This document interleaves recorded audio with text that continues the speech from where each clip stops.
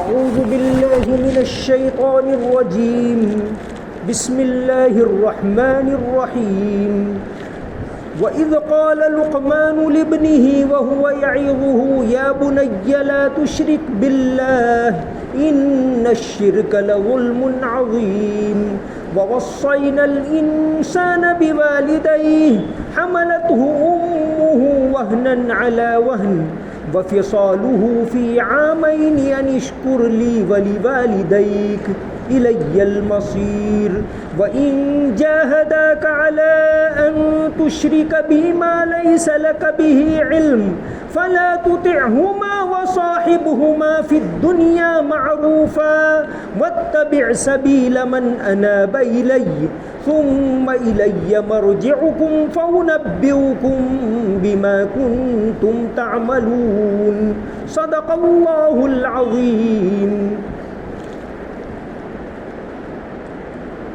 وہ وقت یاد کرو جب لقمان نے اپنے بیٹے کو نصیحت کرتے ہوئے کہا کہ میرے بیٹے اللہ کے ساتھ شرک نہ کرنا، یقین جانو شرک بڑا بھاری ظلم ہے، اور ہم نے انسان کو اپنے والدین کے بارے میں یہ تاکید کی ہے کیونکہ اس کی ماں نے اسے کمزوری پر کمزوری برداشت کر کے پیٹ میں رکھا، اور 2 سال میں اس کا دودھ چھوٹنا ہے کہ تم میرا شکر ادا کرو اور اپنے ماں باپ کا، میرے پاس ہی تمہیں لوٹ کر آنا ہے۔ اور اگر وہ تمہیں اس بات پر زور ڈالیں کہ تم میرے ساتھ کسی کو خدائی میں شریک قرار دو جس کی تمہارے پاس کوئی دلیل نہیں ہے، تو ان کی بات مت مانو اور دنیا میں ان کے ساتھ بھلائی سے رہو، اور ایسے شخص کا راستہ اپناؤ جس نے مجھ سے لو لگا رکھی ہے، پھر تم سب کو لوٹ کر میرے پاس آنا ہے، اس وقت میں تمہیں بتاؤں گا کہ تم کیا کرتے رہے ہو۔ حضرت لقمان علیہ السلام کی سب سے پہلی نصیحت تو یہ ہے کہ اللہ کو پہچانو اور اس کے ساتھ کسی کو شریک نہ ٹھہراؤ۔ انسان کے اوپر سب سے پہلی ذمہ داری یہ بنتی ہے کہ وہ اپنی زندگی کے اندر توحید کو لائے۔ تمام پیغمبروں کی یہی تعلیم رہی ہے کہ ایک اللہ کو جانو، ایک اللہ کو مانو، ایک اللہ کی عبادت کرو۔ اس دنیا کے اندر سب سے پہلا انسان کا کام یہی ہے کہ وہ اللہ تبارک و تعالیٰ کو پہچانے۔ بائبل کے اندر جو اللہ تبارک و تعالیٰ نے 10 احکام دیے تھے، یہودی لوگ مانتے جس کو 10 کمانڈمنٹس، ان میں پہلا حکم بائبل میں بھی یہی ہے کہ اللہ کو معبود جانو اور اس کے علاوہ کی عبادت نہ کرو۔ شرک اتنی بری چیز ہے کہ انسان اگر معمولی شرک اپنی زندگی کے اندر داخل کرے تو اس کے سارے اعمال بیکار ہو جاتے۔ علماء اس کی مثال یہ دیتے کہ ایک بہت بڑا مٹکا پانی کا بھرا ہوا ہو، یا سمجھیے کہ حوض ہو، اس کے اندر اگر انتہائی خطرناک قسم کا زہر جیسے سائنائیڈ ہوتا ہے، بوٹاکس ہوتا ہے، یہ زہر اگر اس کا ایک قطرہ تم یہ حوض کے اندر ملا دو تو پورا ایسا ہو جائے کہ کوئی انسان پیے تو مر جائے، اتنا خطرناک وہ زہر ہوتا ہے۔ تو شرک ایسا ہی ہے کہ اگر تھوڑا سا شرک آ جائے تو آدمی کے سارے اعمال بیکار ہو جاتے۔ جیسے آج کل بہت سارے لوگ غیر مسلم ہیں، اچھے کام کرتے ہیں، وہ انسانوں کی مدد کرتے ہیں، کھانا کھلاتے ہیں لوگوں کو۔ اگر یہ اچھے کام کرتے ہیں تو ہمیں تو اچھے کام کرنے کا ان سے بھی زیادہ حکم دیا گیا، تو ہم ان کا ساتھ دیں، اس میں کوئی حرج نہیں۔ لیکن یہ بات یاد رہے کہ شرک کے ساتھ آخرت میں اس کا کوئی فائدہ ہونے والا نہیں ہے۔ تو حضرت لقمان علیہ السلام کی سب سے پہلی نصیحت یہ تھی کہ ان الشرک لظلم عظیم۔ اب دوسری نصیحت، توحید کے بعد دوسرا کام، ماں باپ کے ساتھ اچھا برتاؤ کرو۔ قرآن کریم کے اندر پیغمبر صلی اللہ علیہ وسلم کا مقام ہے اس کی جگہ پر. کلمے میں توحید کے بعد رسول صلی اللہ علیہ وسلم کا مقام بھی بتایا گیا ہے. لیکن آدمی کو اس دنیا میں اللہ اور اس کے رسول کی محبت اس کی جگہ پر, اس کے بعد اگر اچھا برتاؤ کسی کے ساتھ کرنا ہے تو ماں باپ کے ساتھ اچھا برتاؤ کرنا ہے. ابھی جو میں نے مثال دی بائبل کی کہ بائبل میں یہ یہودی لوگ 10 کمانڈمنٹس یعنی 10 احکام, جیسے ہمارے یہاں اسلام کی بنیاد 5 چیزوں پر ایسا ہم کہتے ہیں, تو بائبل کے اندر 10 کمانڈمنٹس ہیں. اس میں توحید کے بعد بائبل میں بھی ماں باپ کے ساتھ اچھا برتاؤ کرنے کا حکم ہے. 6 نمبر پر ہے, ان کے 10 احکام ہیں, اس میں 6 نمبر پر ماں باپ کے ساتھ اچھا برتاؤ کرنے کا حکم ہے. تو ماں باپ کے ساتھ اچھا برتاؤ کرو. قرآن کریم کے اندر صرف یہاں نہیں, کئی مقامات پر اللہ کے بعد سب سے بڑا درجہ ماں باپ کا, جیسا کہ سورہ بنی اسرائیل کے اندر ہے وَقَضَىٰ رَبُّكَ أَلَّا تَعْبُدُوا إِلَّا إِيَّاهُ وَبِالْوَالِدَيْنِ إِحْسَانًا, کہ اللہ کی عبادت کرو اور ماں باپ کے ساتھ بھلا برتاؤ کرو. تو ماں باپ کے ساتھ اچھا برتاؤ کرنے کی تاکید دین اسلام کے اندر بہت زیادہ ہے. اور اس میں بھی اس آیت کے اندر آگے فرما رہے ہیں کہ زیادہ مقام ماں کا ہے. ماں کے ساتھ بھلا برتاؤ کرنا یہ ہماری ذمہ داری ہے. ماں, حدیث شریف کے اندر آتا ہے, حضرت ابو ہریرہ رضی اللہ عنہ سے مروی ہے, امام بخاری اس حدیث کو کتاب الادب کے اندر لائے کہ ایک آدمی نے آ کر سوال کیا آپ صلی اللہ علیہ وسلم سے, من احق الناس بحسن صحابتی, کہ میرے اچھے برتاؤ کا سب سے زیادہ حقدار کون ہے؟ آپ صلی اللہ علیہ وسلم نے فرمایا تیری ماں. پھر اس نے پوچھا اس کے بعد کون؟ آپ نے فرمایا تیری ماں, تاکید کے طور پر, تاکہ سامنے والے کے ذہن میں بیٹھ جائے کہ ماں کا مقام کتنا اونچا ہے. پھر تیسری مرتبہ پوچھا اس کے بعد کون؟ تو آپ نے فرمایا تیری ماں. پھر پوچھا اس کے بعد کون؟ تو آپ نے فرمایا تیرا باپ.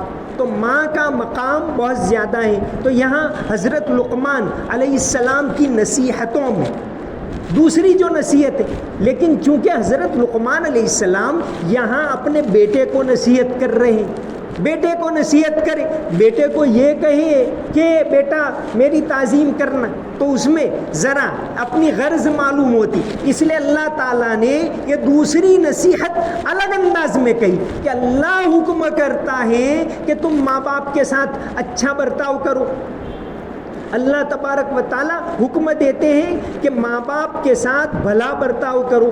یہاں تک کہ ماں باپ مسلمان نہیں ہیں پھر بھی ان کے ساتھ اچھا برتاؤ کرنے کی تاکید آئی. بہت ساری احادیث اس سلسلے میں, جیسے حضرت اویس قرنی ایک بہت بڑے تابعی صحابی اس کو کہتے ہیں جنہوں نے آپ صلی اللہ علیہ وسلم کو ایمان کی حالت میں دیکھا ہو, اور تابعی اس کو کہتے ہیں جنہوں نے ایمان کی حالت میں کسی صحابی کو دیکھا ہو. تو حضرت اویس قرنی یمن کے رہنے والے تھے, لیکن آپ صلی اللہ علیہ وسلم کے پاس نہیں آ سکے کیونکہ ماں بہت زیادہ خدمت کی محتاج تھی, تو ماں کو چھوڑ کر نہیں جا سکتے. آپ صلی اللہ علیہ وسلم کو خط لکھا تھا انہوں نے کہ میں نہیں آ سکتا. آپ صلی اللہ علیہ وسلم نے ان کو لقب دیا خیر التابعین, کہ تابعین میں سب سے بہتر حضرت اویس قرنی. حضرت عمر رضی اللہ عنہ کو آپ صلی اللہ علیہ وسلم نے نصیحت کی کہ تمہارے پاس اویس آئیں گے, تم ان سے دعا کروانا. حضرت عمر کو کہا کہ تم اویس قرنی سے کہنا کہ میرے لیے مغفرت کی دعا کرو. ایسا آپ صلی اللہ علیہ وسلم نے فرمایا. مسلم شریف کے اندر حدیث.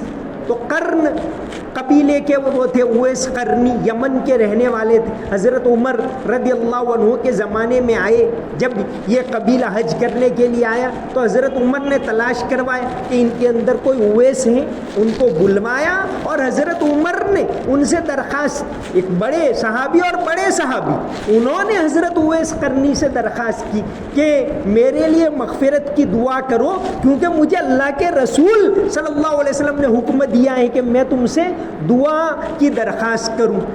تو یہ ماں کا مرتبہ یہ ہے. ایک اور حدیث آتی ہے, جاہمہ سلمی رضی اللہ عنہ آئے آپ صلی اللہ علیہ وسلم کے پاس. یہ حدیث جاہمہ کے بیٹے معاویہ روایت کر کہ جاہمہ آپ صلی اللہ علیہ وسلم کے پاس گئے اور آپ سے کہا حضور میں جہاد میں جانا چاہتا ہوں. حضور کو پتا تھا کہ اس کی ماں کو خدمت کی ضرورت ہے گھر پر. آپ نے فرمایا تیری ماں ہے؟ جاہمہ نے عرض کیا ہیں. آپ نے فرمایا اس کی خدمت کرو، یہ تمہارے لیے جہاد سے بہتر ہے. تو یہ رہا ماں باپ کا درجہ. حملتہ امہ وہنًا علی وہن، ماں کا درجہ اس آیت میں زیادہ بڑا. اور یہ بتایا کہ اس کی ماں نے اس کو تکلیف در تکلیف پیٹ میں اٹھایا. وَفِصَالُهُ فِي عَامَيْنِ، پھر اس کے بعد 2 سال اس کو دودھ پلایا.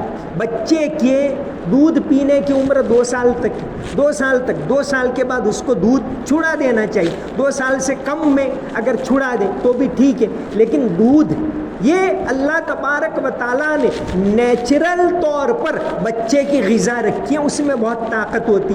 آج کل لوگ فیشن کی وجہ سے یا نئے زمانے کو اپناتے ہوئے بچے کو، چھوٹے بچے کو دودھ پلانے کو عورتیں مناسب نہیں سمجھتی، بہت جلدی چھڑا دیتی ہے، باہر کا دودھ پلاتی ہے. تو یہ نہیں ہے، بچے کا حق ہے. اللہ تبارک و تعالیٰ نے بچے کے لیے غذا رکھی ہے، اس کے اندر طاقت رکھی ہے. تو بچے کو دودھ بھی پلائے اور بچے کو اچھی باتیں بھی سکھائے. مرحوم اکبر الہ آبادی نے کہا تھا بچے میں بو کیسے آئے ماں باپ کے اتوار کی، بچے میں بو کیسے آئے ماں باپ کے اتوار کی. دودھ تو ڈبے کا ہے، تعلیم ہے سرکار کی کہ نہ تو کھانا پینا اس کا برابر ہے اور نہ اس کی تعلیم تربیت برابر ہے. تو خیر یہاں تاکید کی اور یہ بات درمیان میں آ گئی کہ وَفِصَالُهُ فِي عَامَيْنِ، کہ دودھ پلانے کی عمر 2 سال ہے، 2 سال تک تو دودھ پلائے. انشکر لی، تو اللہ کا بھی شکر ادا کر، وَلِوَالِدَيْكَ، اور اپنے ماں باپ کا بھی شکر ادا کر. إِلَيَّ الْمَصِيرُ، یاد رکھنا تجھے لوٹ کر میرے پاس آنا ہے، اللہ کے پاس جانا ہے. تو حضرت لقمان علیہ السلام کی یہ دوسری نصیحت کہ ماں باپ کے ساتھ اچھا برتاؤ کرو. لیکن دوسری نصیحت کا ابھی دوسرا ٹکڑا باقی ہے. فرمایا وَإِن جَاهَدَاكَ عَلَىٰ أَن تُشْرِكَ، ہاں ماں باپ بائی فورس تم کو کہے کہ شرک اپناؤ، بائی فورس کہے کہ اللہ کا حکم توڑو، بائی فورس تم کو کہے نماز مت پڑھو، تو اس میں ماں باپ کا حکم نہ مانو. یہ آیت کے اندر ہی شامل ہے. وَإِن جَاهَدَاكَ عَلَىٰ أَن تُشْرِكَ بِمَا لَيْسَ لَكَ بِهِ عِلْمٌ، اگر وہ تم پر یہ زور ڈالے کہ تم میرے ساتھ کسی کو خدائی میں شریک قرار دو جس کی تمہارے پاس کوئی دلیل نہیں ہے، فَلَا تُطِعْهُمَا، تو اس میں ان کی اطاعت مت کرنا، ان کی بات مت ماننا. لیکن آگے فرمایا وَصَاحِبْهُمَا فِي الدُّنْيَا مَعْرُوفًا، اس کے باوجود دنیا میں ان کے ساتھ اچھا برتاؤ کرنا. یہ آیت نازل ہوئی. کوئی آیت نازل ہوتی ہے اس کا شان نزول ہوتا ہے، یعنی کوئی واقعہ پیش آتا ہے آیت نازل ہوتی ہے. تو ایک صحابی تھے حضرت سعد ابن ابی وقاص، یہ مسلمان ہو گئے. سعد ابن ابی وقاص اور ان کے بھائی عمر ابن ابی وقاص دونوں مسلمان ہو گئے. ان کی ماں حمنہ بنت ابی سفیان جو مسلمان نہیں ہوئی تھی، بالکل ابتدائی دور کی بات. ماں کو پتہ چلا تو ماں نے سعد کو اور دونوں بھائیوں کو کہا کہ تم اسلام چھوڑ دو. نہیں چھوڑیں گے، بہت فورس کرتی رہی، یہاں تک کہ ماں بھوک ہڑتال پر اتری کہ اگر نہیں چھوڑو گے تو میں کھانا نہیں کھاؤں گی. تو یہ آیت اتری کہ وَإِن جَاهَدَاكَ عَلَىٰ أَن تُشْرِكَ، کہ اگر شرک کرنے پر یا اللہ کی نافرمانی کرنے پر ابھارے تو اس میں ان کی بات مت مانو. باقی پھر بھی ماں باپ کی تعظیم کرو، ان کا دل نہ دکھاؤ. بلکہ مولانا تقی عثمانی نے اس آیت کے تحت یہ لکھا ہے کہ ماں باپ اگر اللہ کی نافرمانی کرنے کو کہیں تو ان کی بات ماننا تو نہیں ہے، لیکن وہاں بھی اس سلیقے سے بات کرو کہ ان کا دل نہ دکھے. ان کی بات کو اس طرح ٹالو، اس طرح ان کو سمجھاؤ کہ ان کو تکلیف نہ پہنچے. یہ مفتی تقی صاحب نے اپنی تفسیر کے اندر لکھا ہے.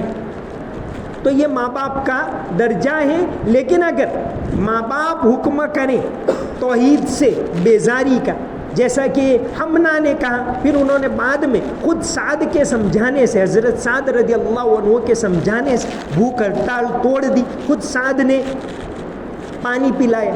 تو اگر مسلمان نہ ہوں پھر بھی ان کی تعظیم کرنا, ان کے ساتھ اچھا برتاؤ کرنا, ایسے بہت سارے واقعات ہیں صحابہ کرام کی. جیسا کہ حضرت ابوبکر رضی اللہ عنہ, ان کے والد ابو قحافہ فتح مکہ تک مسلمان نہیں ہوئے. فتح مکہ میں جب حضرت ابوبکر مکہ آئے, حضرت ابوبکر ایک ایسے صحابی ہیں, تمام صحابہ میں افضل, ایک ایسے صحابی ہیں جن کی 4 پیڑھی صحابہ, ایسی فضیلت کسی اور کو حاصل نہیں. ابو قحافہ بعد میں ایمان لائے, ان کے باپ اور ان کے اولاد بیٹے تو تھے ہی مسلمان, اور پھر بیٹے کا بیٹا عبد الرحمن کا بیٹا یہ بھی بڑا ہو چکا تھا, وہ بھی مسلمان صحابی بنا. تو 4 پیڑھی ان کی صحابی, محمد ابن عبد الرحمن ابن ابو بکر ابن ابو قحافہ. تو فتح مکہ کے وقت ابو قحافہ کو پتہ چلا کہ سب مدینہ سے آئے, بوڑھے ہو چکے تھے اور برابر نظر بھی نہیں آتا. ایک بچی کو لے کے دیکھنے گئے, وہ کیا ہے, کیوں بھیڑ ہے, کیا ہو رہا ہے. حضرت ابو بکر کو پتہ چلا تو حضرت ابو بکر گئے اپنے باپ کے پاس, ابو قحافہ کے پاس, اور ان کو لے کر آپ صلی اللہ علیہ وسلم کے پاس آئے مسجد حرام کے اندر. آپ صلی اللہ علیہ وسلم ایک دم کھڑے ہو گئے کہ ابو بکر تم نے کیا کیا, یہ تو بڑے آدمی, حالانکہ مسلمان نہیں ہوئے, کہا بڑے آدمی ہم وہاں جاتے, ان کو کیوں یہاں لائے. پھر اس کے بعد وہ مسلمان ہوئے. تو ماں باپ اگر مسلمان نہیں ہیں تو بھی ان کی تعظیم کرنا. اب اس کا جو دوسرا پوائنٹ یہ ہے کہ اگر وہ شرک کے اوپر یا گناہ کے اوپر آمادہ کریں تو وہاں ان کی بات نہ مانیں. آج کل ہمارے معاشرے میں, ہمارے گودھرا کے معاشرے میں ایک منفی پوائنٹ یہ ہے,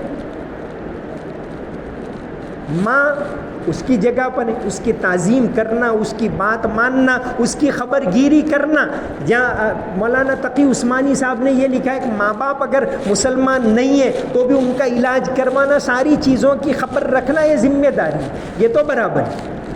بعض مرتبہ اور ہمارے یہاں بہت زیادہ ہوتا ہے کہ بھئی ماں کی بات مانتے ہیں تو بیوی کے ساتھ جھگڑا ہو رہا ہے, بیوی کے ساتھ بیوی کی بات مانتے تو ماں کے ساتھ جھگڑا ہوتا ہے. تو یہ انسان کا بڑا امتحان ہے. یہاں بیلنس رکھنا بہت زیادہ ضروری ہے کہ دونوں طرف بیلنس رکھیں. ایک طرف ماں کے حقوق ہیں, بالکل کوئی شک نہیں, دوسری طرف بیوی کے بھی حقوق ہیں, وعاشروہن بالمعروف. تو بعض مرتبہ بچے لڑکے ماں کی طرف زیادہ جھکاؤ کرتے تو پھر بیوی کے ساتھ جھگڑا ہوتا ہے, اور ایسا جھگڑا چلتا ہے کہ وہ سال ہاں سال تک چلتا رہتا ہے. بعض مرتبہ ایسا ہوتا ہے کہ بچہ بیوی کی طرف زیادہ مائل ہو جاتا ہے اور ماں سے تعلق ختم کر دیتا ہے. یہ بھی صحیح نہیں. دونوں طرف بیلنس رکھنا, دونوں کے حقوق کو ادا کرنا, یہ انسان کا امتحان ہوتا ہے. تو دونوں طرف سمجھا کر چلنا, پلڑا برابر رہے, ایک طرف جھک نہ جائے. یہاں یہ بات ہے کہ وَإِن جَاهَدَاكَ, اگر ماں باپ اللہ کی نافرمانی کرنے پر ابھاریں فَلَا تُطِعْهُمَا, وہاں ان کی بات نہ مانو. تو اگر بیوی کا حق واقعی ضائع ہو رہا ہے, بیوی کے ساتھ ناانصافی ہو رہی ہے, ایسی بات میں اگر تم ماں کی بات مانتے ہو تو یہ بھی اللہ کے حکم کی نافرمانی ہے. تو انسان کا امتحان یہی ہے کہ وہ دونوں طرف بیلنس رکھتے ہوئے چلے. تو حضرت لقمان علیہ السلام کی پہلی نصیحت یہ ہے کہ شرک بالکل اس سے کنارہ کشی اختیار کرو, زندگی میں کبھی بھول سے بھی وہ نہ آئے. پھر دوسرے نمبر پر جو نصیحتیں جو قرآن میں اللہ تعالیٰ نے جگہ جگہ بیان فرمائی کہ اللہ کے بعد اگر کسی کا حق ہے تو ماں باپ کا حق ہے, اور اس میں ماں کا حق زیادہ ہے کیونکہ ماں نے تکلیفیں اٹھائی پرورش کرنے میں, اور باپ کا بھی حق ہے, کوئی شک نہیں. حدیث شریف کے اندر ایک بات تو یہ آتی ہے الجنت تحت اقدام الامہات, کہ جنت ماں کے قدموں کے نیچے ہے. یہ حدیث دوسرے الفاظ میں آئی, الگ الگ الفاظ میں آئی کہ ماں کے قدموں کے نیچے جنت ہے. تو ماں کے حقوق کو ادا کرنا یہ ضروری ہے, بیوی کے حقوق کو ادا کرنا. اگر ماں اس طرح کی بات کر رہے ہیں جس میں بیوی کے حقوق شریعت کے لحاظ سے پامال ہو رہے ہیں، تو پھر دونوں طرف بیلنس رکھنا یہ بھی ضروری ہے۔ تو حضرت لقمان علیہ السلام کی یہ دوسری نصیحت ہے کہ ماں باپ کی تعظیم کرو۔ الحمدللہ ہمارے معاشرے میں، مسلم معاشرے میں بڑی حد تک، پھر بھی بڑے بوڑھے پریشان تو ہوتے ہی ہیں، لیکن اس کے باوجود اچھی حد تک ماں باپ کا احترام ہوتا ہے۔ اس لیے دوسری قوموں میں تو بڑی تعداد میں آپ دیکھو بھائی چندہ کرنے آئے، کیوں گھرڈا گھر، بڑی عمر ہوئی تو وہاں نکال دیتے۔ ہمارے یہاں الحمدللہ ایسا نہیں ہے اور ایسا ہونا بھی نہیں چاہیے۔ تو ماں باپ کا خیال رکھنا یہ ذمہ داری ہے، اللہ کے بعد سب سے زیادہ حق ماں باپ کا ہے۔ یہ حضرت لقمان علیہ السلام کی دوسری نصیحت ہے۔ وما علینا الا البلاغ المبین۔ اللهم صل على محمد وعلى ال محمد وبارك وسلم۔ ربنا هب لنا من ازواجنا وذرياتنا قرة اعين واجعلنا للمتقين اماما۔ یا اللہ ہمارے گناہوں کو معاف فرما، ہماری تمام غلطیوں کو معاف فرما، کوتاہیوں کو معاف فرما۔ یا اللہ عافیت کے ساتھ تیری عبادت کرنے کی توفیق عطا فرما۔ یا اللہ تندرستی عطا فرما، ہر طرح کی بیماریوں سے حفاظت فرما، جسمانی بیماریوں سے حفاظت فرما، روحانی بیماریوں سے حفاظت فرما، شیطان کے فتنوں سے حفاظت فرما۔ یا اللہ ہمارے روزوں کو قبول فرما، تراویح کو قبول فرما، ذکر کرنے کو قبول فرما، تلاوت کو قبول فرما۔ یا اللہ پہلا عشرہ ختم ہونے کے قریب ہیں، یا اللہ چند گھنٹوں کے بعد یہ پہلا عشرہ ختم ہو جائے گا۔ یا اللہ اس کی قدر کرنے کی توفیق عطا فرما۔ یا اللہ یہ تو برکت والا مہینہ ہے، تو نے اپنے فضل و کرم سے، اپنی مہربانی سے ہمیں عطا کیا۔ تو نے اپنی مہربانی سے ہمیں مسجد میں آنے کی توفیق دی، روزہ رکھنے کی توفیق دی۔ یا اللہ تو ہی قبول کر لے۔ یا اللہ بہترین بدلہ عطا فرما۔ یا اللہ ملک کے اندر امن و امان پیدا فرما، عافیت قائم فرما، تمام مسجدوں کو آباد فرما، تمام مسجدوں کی حفاظت فرما، تمام مسلمانوں کی حفاظت فرما۔ یا اللہ اس ملک کے اندر قیامت تک اللہ اکبر کی آواز کو بلند فرما۔ یا اللہ مسلمانوں کو مل جل کر رہنے کی توفیق عطا فرما، ایک ہو کر رہنے کی توفیق عطا فرما۔ تیری رحم یا اللہ تیرا کرم نازل فرما، حرمین شریفین کی حفاظت فرما، بیت المقدس کی حفاظت فرما۔ یا اللہ ہمیں بھی حرمین شریفین کی اور بیت المقدس کی زیارت نصیب فرما۔ یا اللہ آخرت کی تیاری کرنے کی توفیق عطا فرما۔ ان اللہ و ملائکتہ یصلون علی النبی یا ایھا الذین آمنوا صلوا علیہ وسلموا تسلیما۔ اللهم صل علی محمد وعلی ال محمد وبارک وسلم۔ سمعنا واطعنا غفرانک ربنا والیک المصیر برحمتک یا ارحم الراحمین۔